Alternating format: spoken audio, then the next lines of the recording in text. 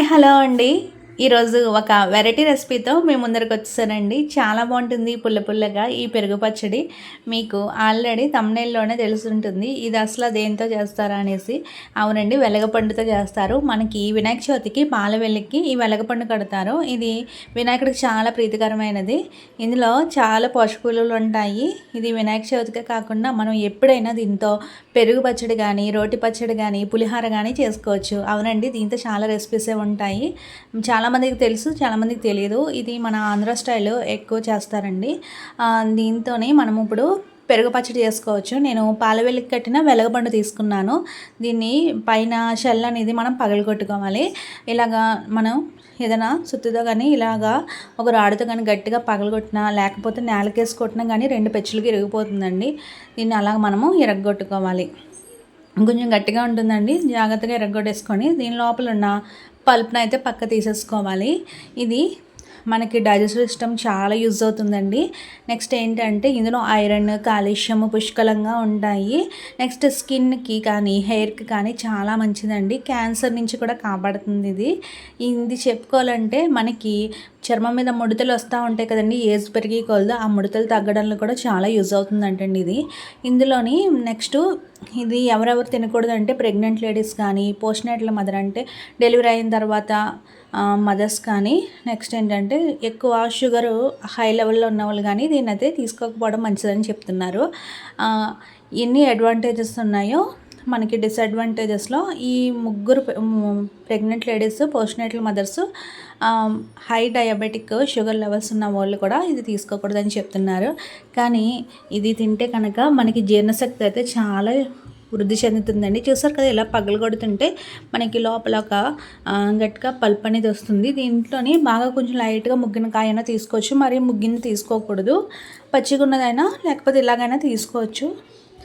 ఈ కాయకి నాకు ఇద్దరికి పెరుగు పచ్చడి అయితే సరిపోతుందండి. ఇద్దరికి చాలా బాగుంటుందండి. పుల్ల పుల్లగా వగరగా చాలా టేస్టీగా ఉంటుంది. దీంతో మనం తింటే కనుక ఏ సైడ్ కర్రీ అవసరం లేదు, డైరెక్ట్గా దీంతోనే మొత్తం రైస్ అంతా ఆవగొట్టేస్తాం, అంత టేస్టీగా ఉంటుంది.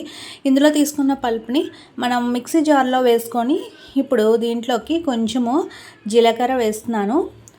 జీలకర్ర వేసి తర్వాత దీంట్లోకి ఒక 2 పచ్చిమిర్చి అయితే వేస్తున్నాను. అంటే ఒక కాయకి 2 పచ్చిమిర్చి అయితే సరిపోతుంది. మీరు 2 కాయలు తీసుకుంటే ఒక 4-5 పచ్చిమిర్చి తీసుకోండి. తర్వాత దీంట్లోకి కొత్తిమీర తీసుకుంటున్నాను. ఇది తీసుకొని దీన్ని అయితే మనము మిక్సీ పట్టేసుకోవాలి. మరి పేస్ట్ లాగా చేసుకోవద్దండి, కొంచెము లైట్గా మనకి వెలగపండు ముక్కలు లైట్గా తగిలేలాగా మనం మిక్సీ చేసుకోవాలి. ఉప్పు కూడా ఇందులోనే వేసేసుకున్నాను, నేను ఇంకా పెరుగులో వేసుకోను. చూసారు కదా, ఇలా మిక్సీ పట్టుకోవాలి. ఇలా లైట్గా పలుకుగా ఉండేటట్లు ఆ వెలగపండు ముక్కలు కూడా మన నోటికి తింటున్నప్పుడు తగులేటట్టు మనం దీన్నైతే మిక్స్ చేసుకుని ఉండాలి. నేను ఒక చిక్కటి పెరుగు తీసుకున్నానండి. ఇప్పుడు ఇందులోకి రెడీ చేసిన వెలగపండు మిక్స్చర్ అంతా ఇందులో వేసేస్తున్నాను. ఇలా వేసేసుకొని దీన్ని బాగా మిక్స్ చేయాలి. నేను చిక్కటి పెరుగు తీసుకున్నాను. ఈ వెలగపండు గుజ్జు అంతా అందులో వేసి ఇంకా చిక్కగా అవుతుంది. నేను కొంచెంగా వాటర్ వేసుకొని దీన్ని అయితే మనం రైస్లో కలుపుకొని తినే విధంగా మిక్స్ చేసుకోవాలి. ఇలాగా బాగా మిక్స్ చేసుకోవాలండి. ఈ టైంలో కనుక సాల్ట్ ఏమైనా మీకు తక్కువైతే, మనం వేసిన ఫస్ట్ ఉప్పు ఏమైనా తక్కువైతే కనుక ఈ టైంలో కలుపుకోవచ్చు బాగానే. ఇలా మిక్స్ చేసేసుకోవాలి. ఇప్పుడు ఇది నాకు కొంచెం లైట్గా చిక్కగా ఉంది కాబట్టి లైట్గా కొంచెంగా వాటర్గా వేసుకుంటూ నేను రైస్లోకి సరిపోయే విధంగా ఇలా మిక్స్ చేసుకున్నాను. మరీ పలుచనైతే అస్సలు చేయొద్దండి.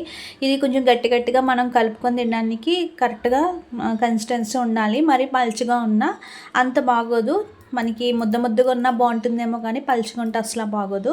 తర్వాత ఇది ఇలాగే తినేయకుండా దీంట్లో కొంచెం పోపు కూడా పెట్టుకోవాలండి. పోపుకి కొంచెం ఆయిల్ వేసి దీంట్లోకి ఆవాలు వేయాలి. ఆవాలు, నెక్స్ట్ జీలకర్ర ఆల్రెడీ మనం ఫస్ట్ పోపులో అదే వెలగపండు మిక్సర్లో వేసుకున్నాం కాబట్టి పోపులో కొంచెం తక్కువే వేసుకోవాలి.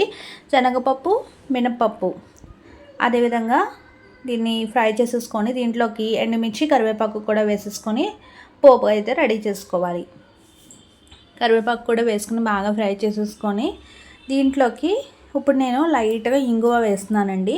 ఇంగు ఆప్షనల్, అంటే ఉంటే వేసుకోవచ్చు లేకపోతే లేదు. పెరుగు పచ్చడి ఇంగు వేయడం వల్ల ఇంకు కొంచెం టేస్ట్ అనేది బాగా పెరుగుతుంది. ఇంగు వేసేసుకొని బాగా మిక్స్ చేసేసుకొని మీకు కావాల్సితే ఇందులోనే పసుపు వేసుకోవచ్చండి ఆయిల్లోనే.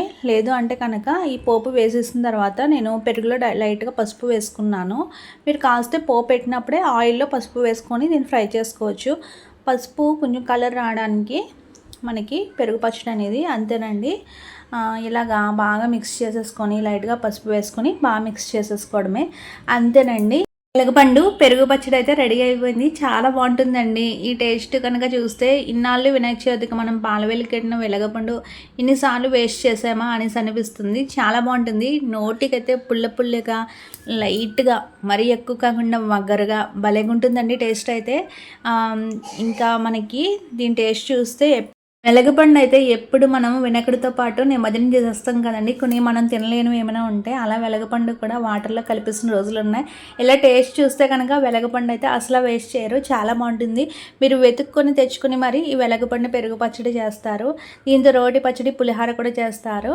నేను నెక్స్ట్ వీడియోస్లో అవి కూడా చూపిస్తాను. నచ్చితే కనుక ఖచ్చితంగా లైక్ చేయండి. మీ ఫ్రెండ్స్ అండ్ ఫ్యామిలీకి షేర్ చేయండి. ఇలాంటి మరెన్నో అప్లోడ్ అవుతూ ఉంటాయి videos. Thanks for watching. Please subscribe my channel.